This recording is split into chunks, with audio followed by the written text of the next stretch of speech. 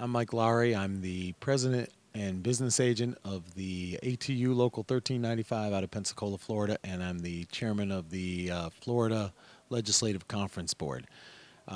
Speaking about right to work. In Florida, it's a little different. We have the public sector and the private sector. In the public sector, right to work means that employees that work at a union facility have the choice whether they want to join the union or not. So generally, unions in Florida spend half their time trying to convince their own bargaining unit employees to join the union. Uh, the public sector in Florida, the laws are a little strange. For instance, the public employees that are right to work, if they're not paying dues, they're still allowed to vote on the collective bargaining agreement that you reach at the bargaining table. So they're allowed to vote on the contract. But also the law says that for public sector workers, we don't have to represent those folks in Florida. We can choose not to represent those individuals. But that doesn't necessarily work out to our benefit. So we find ourselves generally trying to convince these workers to join the union. In the private sector, which I also represent both public and private, in the private sector, we're forced. We're obligated to try to file a grievance for those people, to process that grievance, even though they don't pay dues. So we spend most of the time trying to show the benefit of the union to these group of workers that choose not to pay union dues. It becomes very frustrating because unlike a closed shop state where that is not a worry with a local union because they collect dues from all the employees that are under the collective bargaining agreement, we spend half the time because of financial reasons trying to convince these employees to join.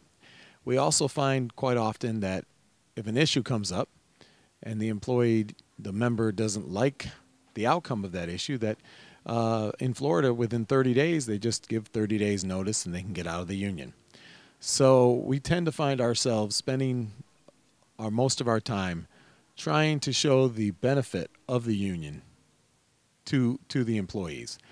We have to sell ourselves. We have to spend that time when we win a grievance and make sure that that gets out to the people that we won the grievance and the outcome of the grievance. We spend the time of anything that we've done successfully through legislation. We have to keep that information out there to the employees because otherwise they don't know. And it makes it easier for them to say, well, the union's not doing anything, I'm just going to get out of the union. But as you may or may not know, they get the benefits of our collective bargaining agreement that we negotiate. It's frustrating. I'm originally from New York, so I was shocked when I went to Florida. And when I walked in and I found there was a large group of employees that weren't paying union dues, I couldn't believe it. I learned quickly that the union officials in right-to-work states basically become car salesmen. They have to sell themselves all the time. They have to show the employees how important the union is.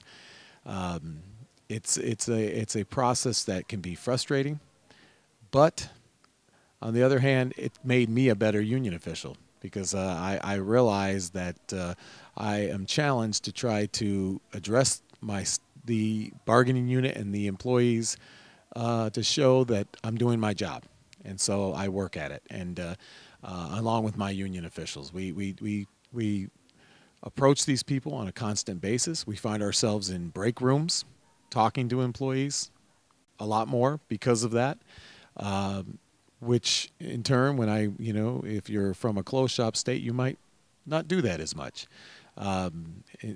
Right to work is a tough thing. It's of course we always take the position it's right to scab, but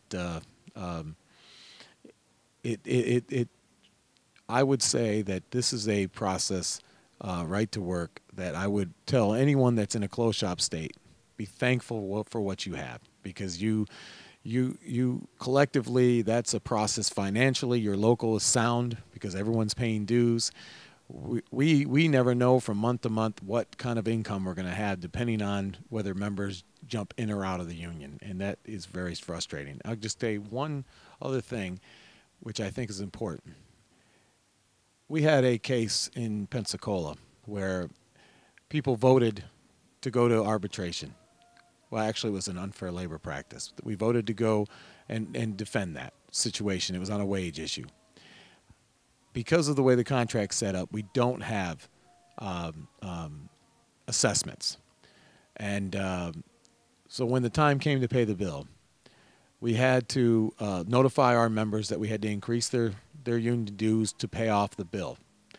And it was noted it was temporary. But over half the people in the bargaining unit that were paying dues, because they didn't want to pay the bill and the outcome wasn't favorable to us, they all got out of the union. So that's the kind of thing we faced. And it was very frustrating. It left the burden on the rest of the employees that stood by the union. And that's right to work. And that's a situation that's, in my opinion, sad. So that's the kind of thing a local faces in a right to work state.